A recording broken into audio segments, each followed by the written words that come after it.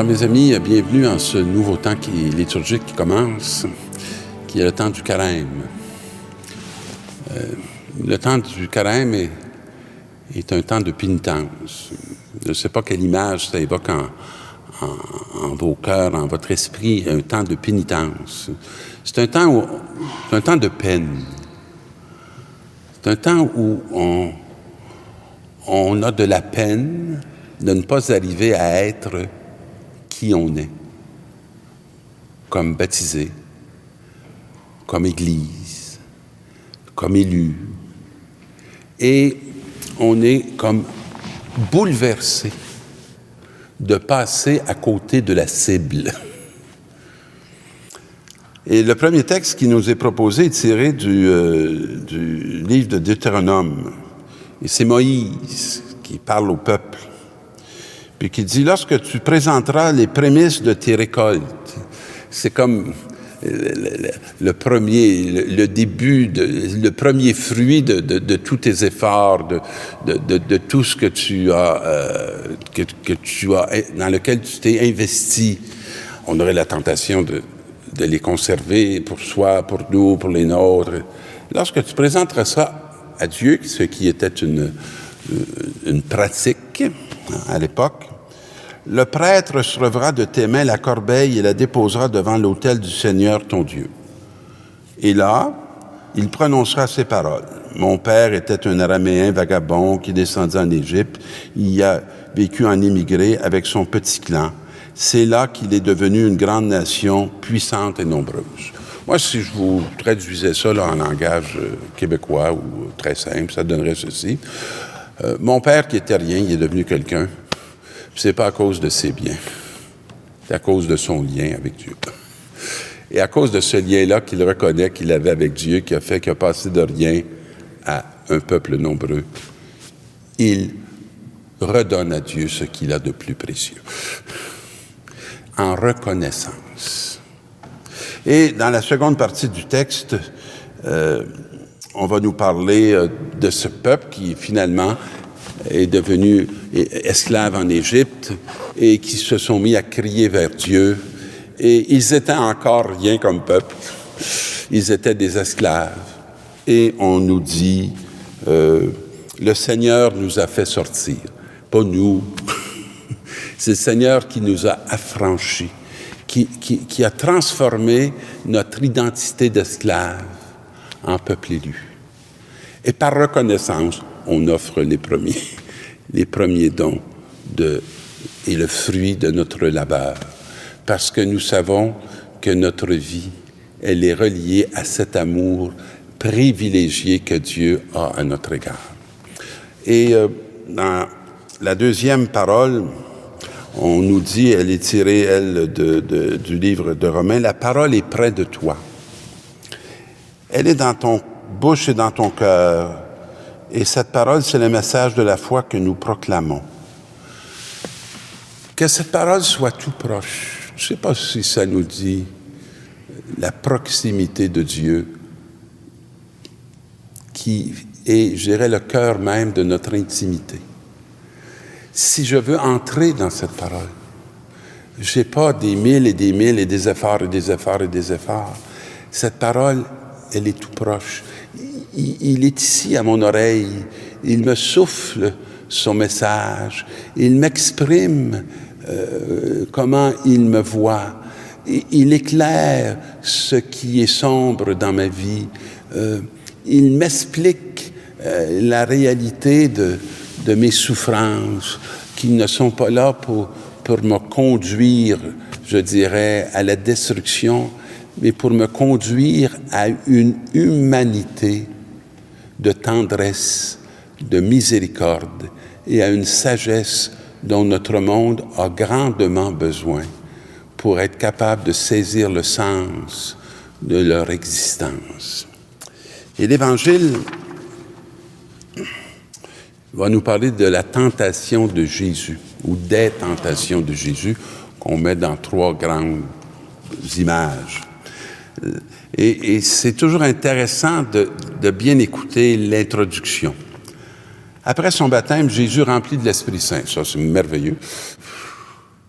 quitta les bords du Jourdain et fut conduit par l'Esprit à travers le désert, où pendant 40 jours, il fut mis à l'épreuve par le démon. Rempli de l'Esprit Saint, qui l'a conduit pour être mis à l'épreuve avec le démon. C'est étonnant. Ça serait dramatique s'il n'avait pas d'abord été rempli de l'Esprit Saint. Puis les démons de nos vies, souvent, on va les rencontrer après avoir été remplis par toutes sortes de réalités qui sont l'Esprit Saint. Les grandes tentations, les grands défis de ma vie,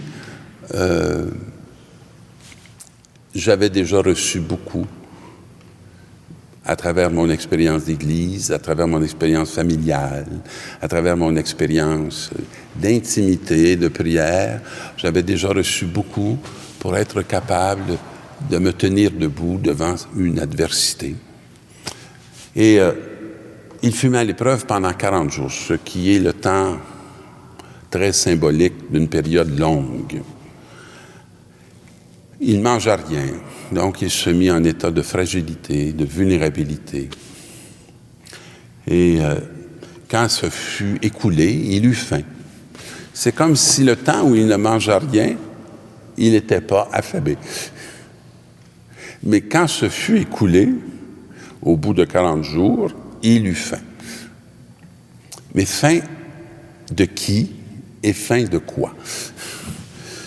Nos épreuves nous conduisent à quelle fin?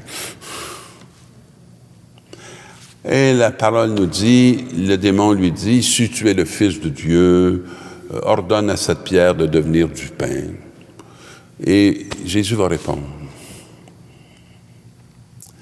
en disant, « Ce n'est pas juste de pain que l'homme doit vivre, mais de toute parole qui sort de la bouche de Dieu. » Est-ce qu'on a faim de Dieu? Est-ce que notre faim de Dieu va nous donner la liberté par rapport à nos fins qui nous égarent?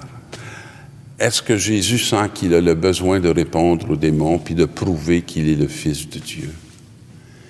Il a inscrit dans son être cette identité profonde.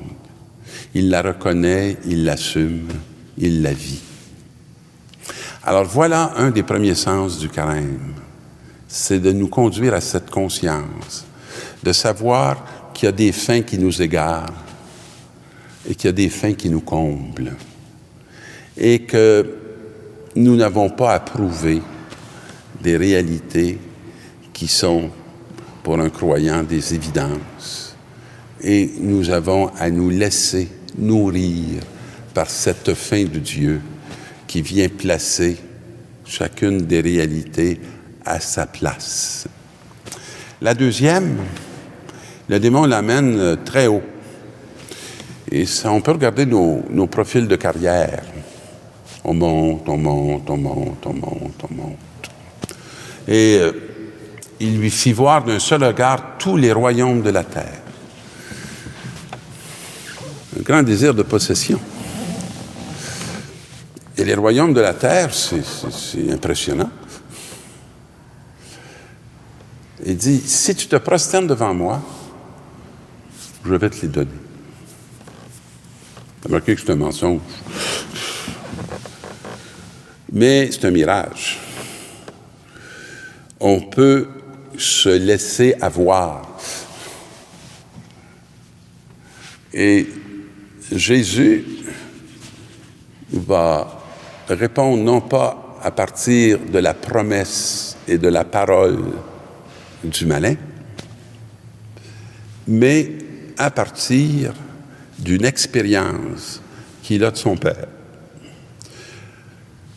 Il est écrit, « Tu te prosterneras devant le Seigneur ton Dieu, et c'est lui seul que tu adoreras. » Probablement que dans nos vies, il y a beaucoup de redressement devant de fausses prosternations ou de mauvaises prosternations, et que un temps de carême n'est pas un temps de trop pour faire le ménage et faire la bonne lecture de la réalité. Et le troisième, il le conduit à Jérusalem et le place au sommet du temple et lui dit, « Si tu es le Fils de Dieu, jette-toi en bas, car il est écrit, il donnera pour toi à ses anges l'ordre de te garder et encore ils te porteront sur leurs mains, de peur que ton pied ne heurte une pierre. Avec tout ce que notre pape François est en train de faire au sommet de notre temple, on peut voir qu'il a bien entendu cette parole et qu'il ne veut pas s'égarer dans une fausse élévation et il entend bien demeurer le serviteur à la fois de la vérité, de la justice, dans une communion réelle et authentique avec des pauvres. Il ne veut pas être porté de peur qu'on ne le heurte, mais il veut porter pour que ce monde, cette humanité, soit conduit à l'amour du Dieu Père, Fils et Esprit.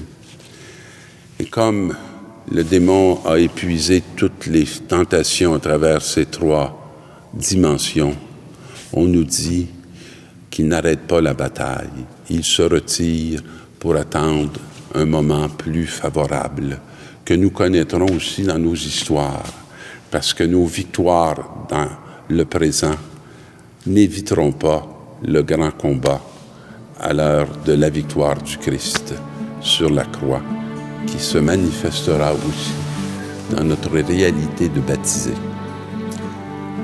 Bon carême.